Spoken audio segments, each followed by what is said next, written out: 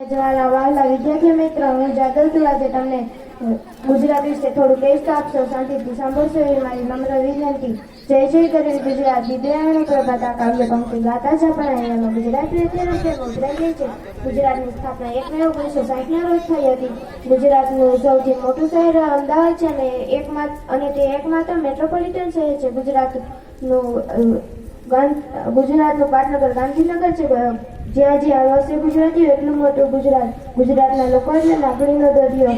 ગુજરાતીઓનો મુખ્ય ખોરાક દાળ ભાત શાક રોટલી છાશ પાપડ મીઠાઈ વગેરે છે. ગુજરાતના મુખ્ય પાકોની વાત કરીએ તો જુવાર કપાસ ઘઉં એરંડા જેવી છે.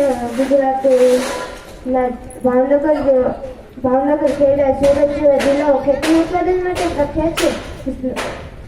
ગુજરાતની ધરતી પર નર્મદા તાપી સાબરમતી જેવી મોટી નદીઓ વહે છે.